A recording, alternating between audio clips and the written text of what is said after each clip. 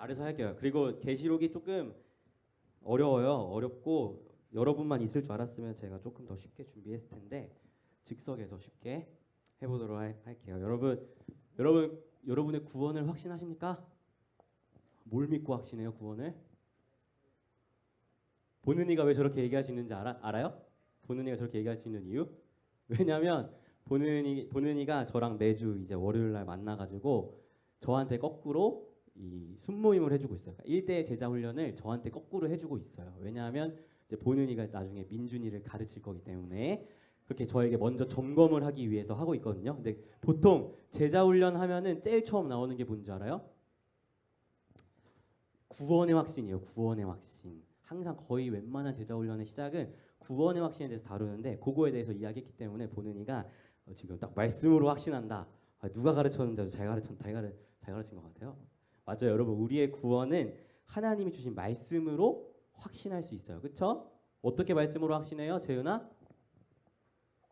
예수님을 믿으면 너의 안에 영생을 주시겠다 말씀하신 그 말씀을 믿음으로 우리가 구원을 확신하는 거죠.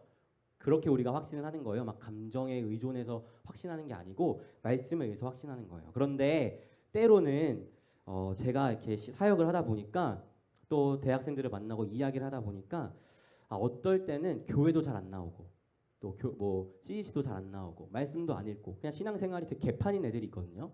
순모임을 하다 보면. 그런데 그런 친구들을 볼 때 제가 가끔 어떤 생각을 하냐면 이렇게 개판인데 얘 안에 예수가 있다 라고 느껴지는 친구들이 있어요.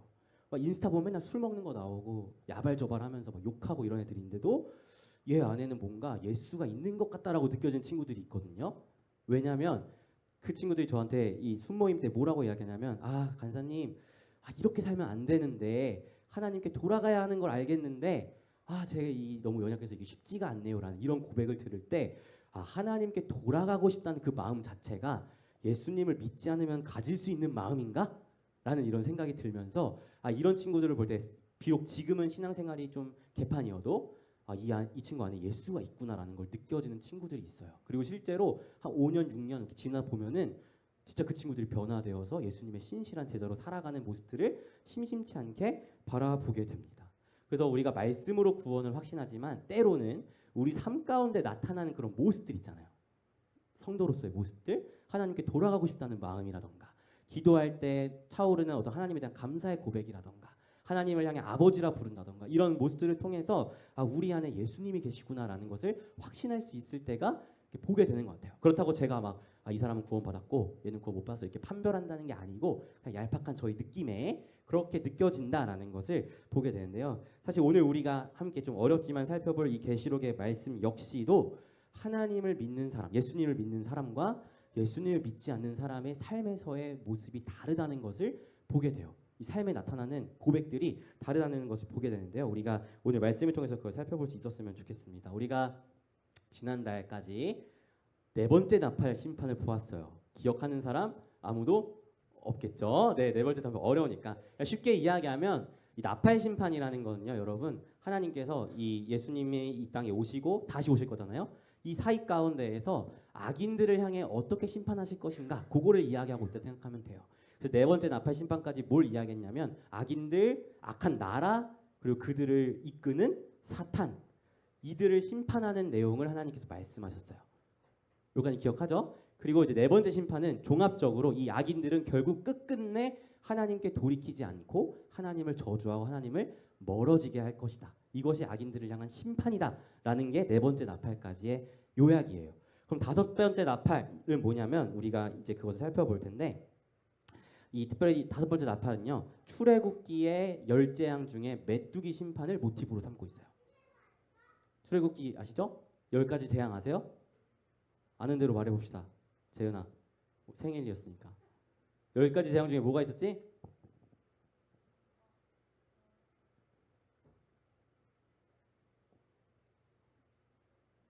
물이 피가 되고 흑암이 닥치고 우박이 내리고 막 이런 재앙들이 있잖아요. 사실 이 나팔 심판 자체가 이 출애굽 열 재앙을 모티브로 하고 있거든요. 그래서 1번부터 4번 심판까지도 막 어둠이 닥치고 우박이 내리고 물이 피가 되고 이런 10가지의 재앙을 그대로 담고 있어요. 다섯 번째 심판도 마찬가지예요. 이번엔 특별히 어떤 모티브라고요? 바로 메뚜기 심판, 메뚜기 심판의 모티브로 삼고 있습니다. 우리 한번 8장 13절부터 9장 3절까지 같이 읽어볼게요.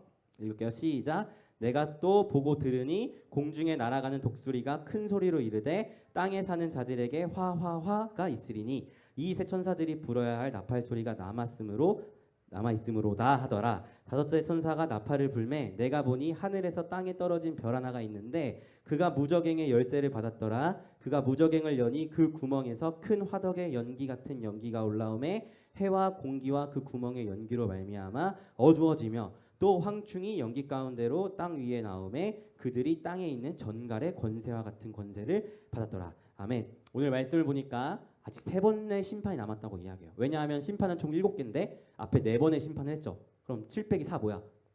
3이죠. 세 번의 심판이 남았다라고 이야기하는데요. 다섯 번째 천사가 나팔을 부니까 하늘에서 땅에 떨어진 별 하나가 무저갱의 열쇠를 받았다라고 성경은 설명하고 있어요. 하늘에서 땅에 떨어진 별이 뭘까? 기억 안 나겠지만 세 번째 나팔을 불었을 때 바벨론을 상징하는 그 산에 대한 나오는데요. 거기서 하늘에서 땅에 떨어진 별에 대한 이야기를 해요. 그게 바로 사탄을 심판하는 것을 의미하거든요. 하늘에서 땅에 떨어진 이 별 뭐죠? 그러면 사탄이죠. 사탄. 다섯째 나팔을 보니까 하나님께서 사탄에게 무저갱의 열쇠, 그냥 쉽게 말하면 지옥 같은 그런 열쇠, 그곳의 열쇠를 하나님이 사탄에게 주셨다라고 성경이 이야기하고 있습니다. 그것이 무엇을 의미할까요? 하나님이 사탄을 심판의 도구로 사용하시겠다는 것을 의미해요. 우리가 흔히 마지막 때를 살아갈 때 되게 착각하는 것 중에 하나가 뭐냐면요. 이 마지막 때에 사탄의 세력들이 하나님의 세력들을 대적해서 막 맞서 싸우다가 결국 패배한다고 생각하거든요. 아니에요. 사탄은 이미 예수님이 십자가에 죽으셨을 때 패배했어요. 그럼 지금 이 시대 가운데 사탄이 왜 이렇게 깽판을 치고 다니냐? 그 이유는 하나님께서 사탄에게 무저갱의 열쇠를 일부러 주셨기 때문이에요. 사탄을 심판의 도구로 사용하시려고. 그러니까 사탄은 지금 하나님께서 사용하시는 것에 그냥 이렇게 불임받아서 일하고 있는 것뿐이에요. 무슨 말인지 알겠죠? 그가 어떻게 일하는지는 이따가 살펴볼 수 있었으면 좋겠습니다. 어쨌든 하나님께서 이 사탄에게 무저갱의 열쇠를 주시면서 예수를 믿지 않는 자들을 심판하시기 위한 심판의 도구로 사용하고 있다는 것을 우리가 말씀을 통해서 보게 돼요. 그래서 사탄이 그 무저갱의 열쇠를 받고 무저갱을 여니까 거기서 연기가 나오고 황충이 올라왔다라고 성경이 이야기하거든요. 한번 생각해 보세요, 여러분. 무서운 영화 보면은 막 그 어두운 곳에서 연기가 이렇게 올라오면 어떤 느낌이 들죠? 무섭잖아요. 귀신 나올 것 같고 그런 걸 상상해 보면 좋을 것 같아요. 사탄이 연 무저갱에서 연기가 올라와서 이렇게 스며들어간다. 그 연기가 누구에게 영향을 미칠까요? 예수를 믿지 않는 자들에게 영향을 미치겠죠. 이 연기의 의미는 예수 믿지 않는 자들을 향한 영향이 임한다라는 의미예요. 그리고 또 뭐가 올라온다고? 황충이 올라온다라고 성경이 이야기하고 있어요. 황충이 뭐예요? 뭐 이렇게 무슨 충이죠? 노란 충인가요? 이렇게 생각할 수도 있는데 황충은 메뚜기 같은 동물이라 동물 뭐라 그러죠? 벌레? 곤충. 메뚜기 같은 곤충이라고 생각하시면 됩니다. 근데 이 황충이라는 이 표현이 요엘이라는 구약 성경에 나오는데 요엘이라는 구약 성경은 사실 출애굽기에 메뚜기 심판을 모티브로 하고 있어요. 그래서 결국에 황충이라는 말이 나오지만 이거는 결국에 궁극적으로 출애굽기 아까 이야기했던 뭐라고? 메뚜기 심판 그걸 모티브로 하고 있다는 것을 기억할 수 있었으면 좋겠어요. 그래서 황충이 올라와서 무엇을 하는가? 우리 한번 보겠습니다. 4절 5절 같이 읽을게요. 시작. 그들에게 이르시되 땅에 풀이나 푸른 것이나 각종 수목은 해하지 말고 오직 이마에 하나님의 인침을 받지 아니한 사람들만 해하라 하시더라. 그러나 그들을 죽이지는 못하게 하시고 5달 동안 괴롭게만 하게 하시는데 그 괴롭게 함이 전갈이 사람을 쏠 때의 괴롭게 함과 같더라. 아멘. 하나님께서 황충들에게 뭘 명하시냐면 풀이나 푸른 것 각종 수목은 해하지 말고 풀 같은 거 해하지 말고 하나님의 인침을 받은 사람도 해하지 말고 하나님의 인침을 받지 않은 사람들 다른 말로 하면 무슨 사람? 예수를 믿지 않은 사람들만 해쳐라라고 하나님이 명령하세요. 근데 여러분 출애굽기 메뚜기 심판이 이거의 모티브라 이야기했죠. 메뚜기 심판을 보면 뭐라고 이야기하냐면 하나님께서 풀, 뭐 곡식 이런 거 사람들이 먹을 수 있는 걸 다 해쳐버리라고 이야기해요.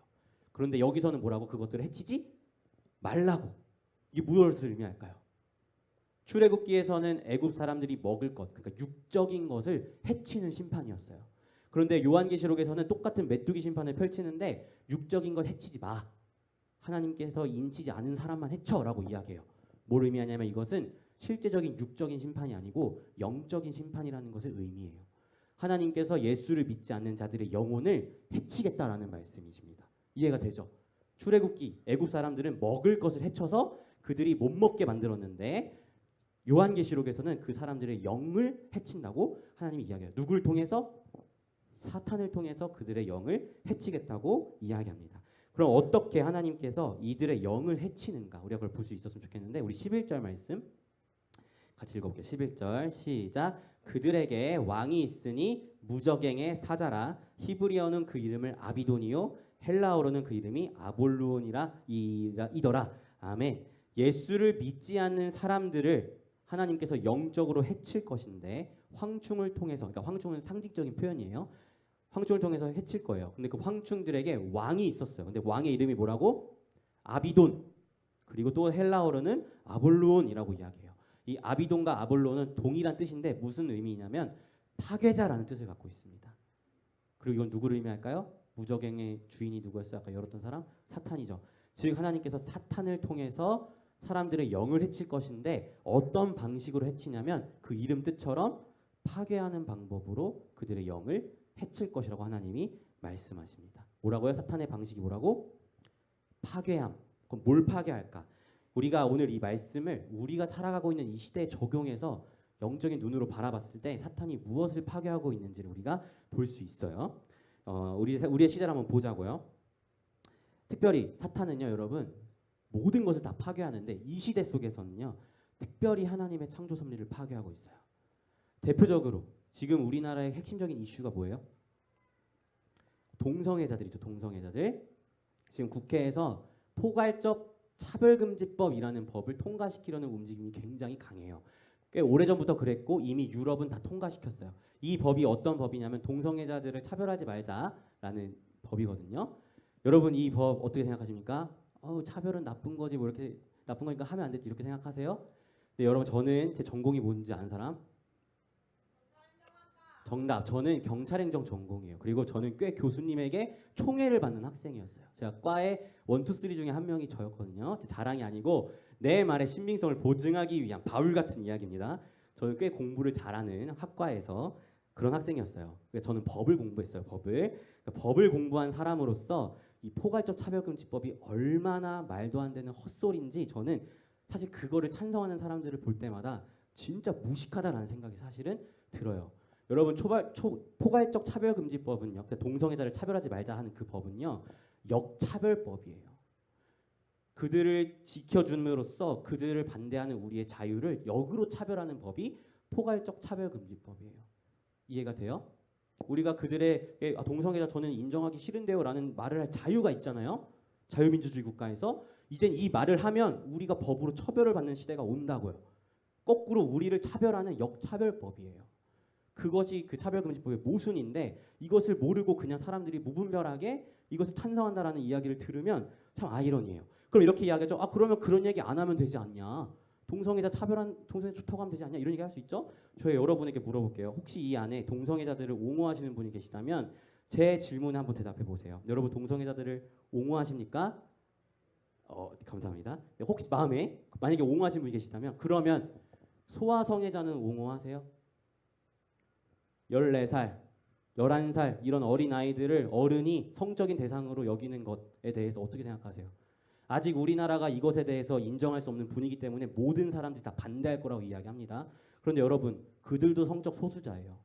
왜 그들의 성적 취향을 무시하시죠? 왜 차별하시죠? 이것이 포괄적 차별금지법의 모순이라고요.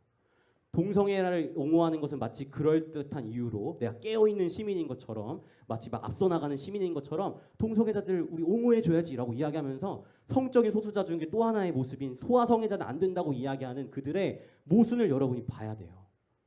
이해가 되시나요?